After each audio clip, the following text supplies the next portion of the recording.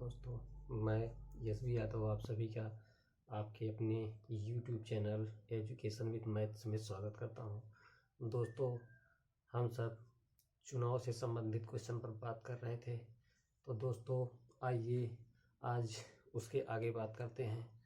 दोस्तों, जो हमारा पहला क्वेश्चन है उसमें ये कह रहा है कि एक चुनाव में 3 उम्मीदवारों ने भाग लिया। जीतने वाले उम्मीदवार को 45% वोट मिला। तीसरे स्थान पर रहने वाले उम्मीदवार को 25% मत मिला। यदि दूसरे स्थान पर रहने वाला उम्मीदवार 4500 मतों से चुनाव हारा है तो कुल कितने मतदाताओं ने मतदान किया था। दोस्तों, आप जानते हैं कि कुल जो मत पड़े हैं वो 100% पड़े हैं, तो 3 थे, एक जीतने वाला, एक हारने वाला और एक तीसरे स्थान पर रहने वाला। तो दोस्तों लिखा है एक चुनाव में 3 उम्मीदवारों ने भाग लिया। जीतने वाले उम्मीदवार को 45%, जीतने वाला उम्मीदवार दोस्तों 45% मत पाता है और तीसरे स्थान पर रहने वाले उम्मीदवार को 25% मत मिलते हैं।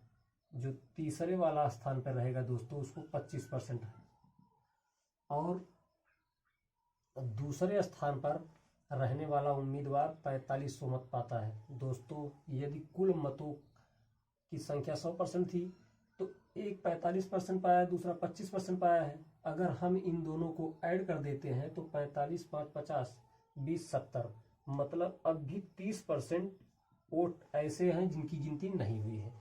तो दोस्तों अब टोटल 100% हो गए। अब कह रहा है कि दूसरे स्थान पर रहने वाला उम्मीदवार, एक ये जीता है दोस्तों, एक ये हारा है, तो इसके और इसके बीच में अंतर देखेंगे कि दूसरे स्थान पर रहने वाला उम्मीदवार 4500 मतों से चुनाव हारा है, तो इनके बीच जो अंतर होगा दोस्तों ये 45 है, ये 30 है, तो इनके बीच अंतर 15% का है। अब कह रहा है कि दूसरे स्थान पर रहने वाला उम्मीदवार 4500 मतों से चुनाव हारा है, तो ये जो 15% है ये 4500 के बराबर होगा दोस्तों। तो कह रहा है कि कुल मतदाताओं की संख्या बताओ या कितने मतदाताओं ने मतदान किया है। तो दोस्तों मतदान तो 100% किए थे, तो 100% का मान निकाल देंगे। 4500 बटे में 15 गुणते 100। अब ये 15 कम 15, 15 3 45, ये 3 लिखेंगे, 4 0 लिख देंगे दोस्तों, ये इसका उत्तर हुआ। दोस्तों आइए अब हम अपने दूसरे क्वेश्चन पर चलते हैं। दोस्तों क्वेश्चन ये कह रहा है कि राम और लखन, 2 उम्मीदवारों में लखन वैध मतों का 40% मत प्राप्त करता है। दोस्तों मत कुल होते हैं 100%। कह रहा है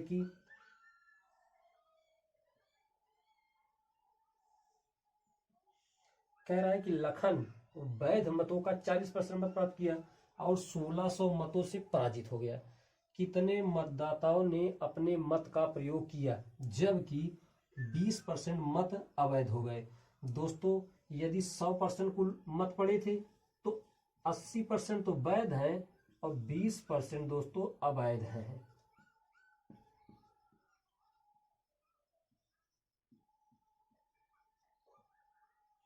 अब कह रहा है दोस्तों कि वैध मतों का 40%, जो लखन है वो इन वैध, ये लखन है और ये राम है। कह रहा है दोस्तों कि लखन वैध मतों का 40%, अगर इसका 40% दोस्तों ये, अब ये 100% मानेंगे हम, अगर 40% लखन पाता है तो राम कितना पाएगा, 60% पाएगा। कह रहा है 40% मत प्राप्त किया और 1600 मतों से पराजित हो गया। कितने मतदाताओं ने अपने मत का प्रयोग किया, जबकि 20% मत अवैध हो गए। अब दोस्तों हम ये देख सकते हैं कि इनके बीच में अंतर कितने का है। दोस्तों इनके बीच में जो अंतर है वो 20% का है।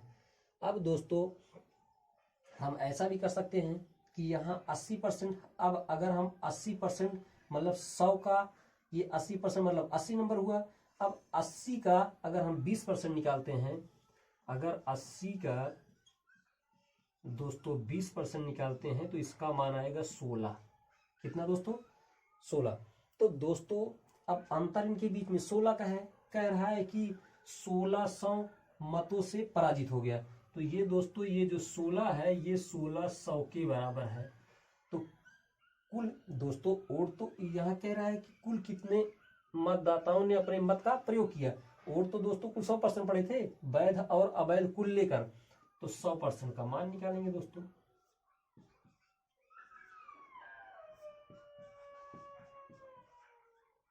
ये 16 से ये वाला 16 कैंसिल कर देंगे और इसका जो आंसर आएगा दोस्तों वो 10,000 होगा। दोस्तों अब एक क्वेश्चन या दो क्वेश्चन हम इस पे और देखेंगे, उसके बाद हम नेक्स्ट टाइप पर चलेंगे। आप लोग अगर लिखना चाहते हैं तो लिख सकते हैं दोस्तों।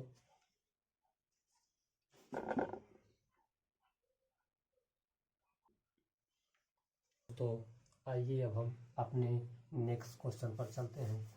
दोस्तों क्वेश्चन कह रहा है कि एक चुनाव में कुलदीप सिंह वैध मतों का 75% मत पाकर विजयी घोषित हुआ। कुल मतों की संख्या दोस्तों कह रहा है कुल मतों में से 15% मत अवैध हो गए। तो यदि दोस्तों ये कुल मत जो थे 5,60,000 दोस्तों में 15% दोस्तों अगर मत अवैध हो गए तो जो 85% दोस्तों में मत बचा वो तो वैध होगा। अब दोस्तों अब ये जो वैध मत है दोस्तों इसका कह रहा है 75%, इसका 75% कुलदीप सिंह को मिला और वह विजयी घोषित हुआ। तो दोस्तों अब कह रहा है कि कुलदीप सिंह को मिले मतों की संख्या बताओ। तो दोस्तों यहाँ कैंसिल करते हैं, 2 जीरो से यहाँ 2 जीरो को कैंसिल कर लेंगे। मल्टीप्लाई को सिंपल करने के लिए यहाँ जीरो ना काट के हम यहाँ इधर से काटते हैं। 25 या 75 होगा दोस्तों, 25 चौको 100 होगा। अब यहाँ इसको कैंसिल करेंगे, 4 एकम 4, 4 एकम 4 दोस्तों और 4 चौक 16, 2 जीरो यहाँ उतार देंगे दोस्तों। ये हुआ 14 डबल जीरो गुणते 85 गुणते 3 दोस्तों। ये 2 जीरो यहाँ उतारेंगे। अब 14 का मल्टीप्लाई 5 में करेंगे, 14 पंजे 70 हासिल 7, 14 अट्ठे 112 और 112 7 119 होगा दोस्तों। 119 इंटू 3।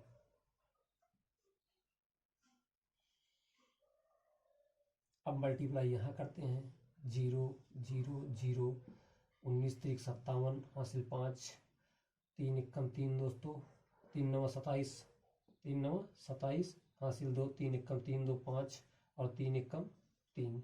अब कुलदीप सिंह को जो दोस्तों मत मिले हैं वो 3,57,000 हैं दोस्तों। आइए अब हम अपने नेक्स्ट क्वेश्चन पर चलते हैं।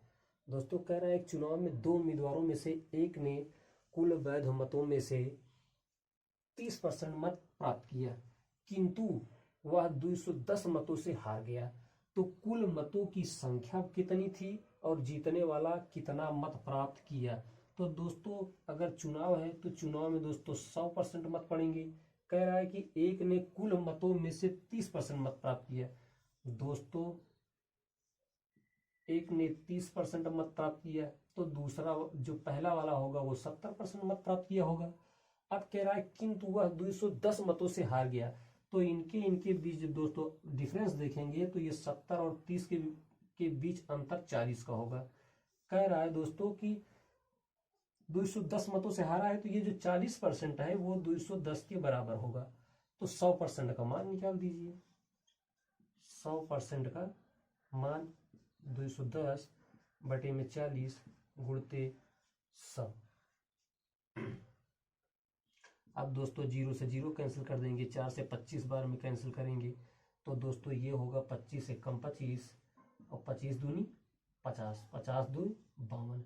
दोस्तों कुल जो मत हैं वो तो 525 पड़े हैं और कह रहा है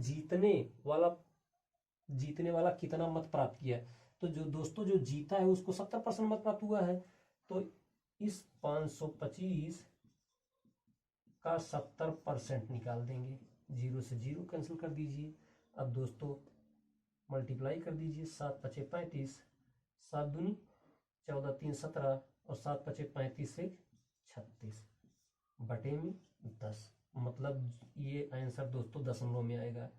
ये होगा 367.5 मत मिले थे दोस्तों उसको जीतने वाले को। आइए दोस्तों अब हम अपने नेक्स्ट टाइप पर। दोस्तों जो नेक्स्ट टाइप है वो मिश्रण पर आधारित है। इसमें दो अयस्क होंगे या दो वस्तुएं होंगी दोस्तों जो कि मिली होंगी, उनका अलग अलग मान निकालना होगा दोस्तों।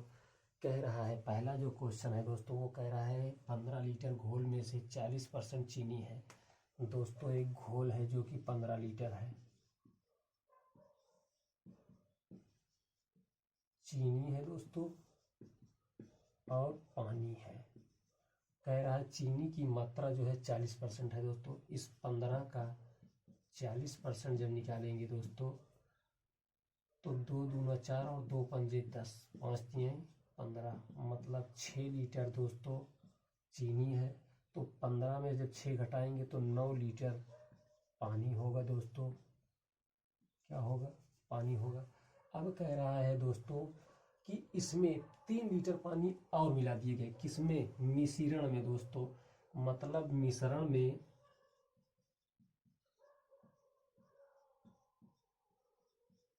3 लीटर पानी जब और मिला दिया जाएगा दोस्तों, तो पहले 15 लीटर था, अब 3 लीटर और मिला दिया गया तो 18 लीटर हो गया दोस्तों मिश्रण। अब कह रहा है कि नए घोल में चीनी का परसेंट बताओ। तो चीनी दोस्तों 6 है। अब किस में है? ये नए घोल में, जो कि 18 है दोस्तों। गुणते 100, काटेंगे 6 कम 6 6 18, तो 100/3 का जो मान होता है दोस्तों वो होता है 33 सही 1/3%। अब दोस्तों आइए अब हम दूसरे क्वेश्चन पर चलते हैं। दोस्तों जो दूसरा क्वेश्चन है वह ये कह रहा है कि बालू और कंक्रीट के 10 किलोग्राम मिश्रण में दोस्तों यदि मिश्रण कुल 10 किलोग्राम है तो कह रहा है कि 20% कंक्रीट है। यहाँ दोस्तों बालू लिखते हैं और यहाँ पर कंक्रीट लिखते हैं। कह रहा है कि 20% दोस्तों कंक्रीट है। अगर हम 10 का 20% निकालेंगे तो दोस्तों 0 से 0 कैंसिल, मतलब 2 किलोग्राम कंक्रीट है तो 8 किलोग्राम दोस्तों बालू है। कह रहा है इसमें कितनी बालू और मिलाई जाए। कह रहा है दोस्तों कि पहले 8 है, 8 ऑलरेडी है। कह रहा है कितनी बालू और मिला दें कि अब कंक्रीट 2 था, कंक्रीट की मात्रा जो है दोस्तों वो कह रहा है 10% हो जाए।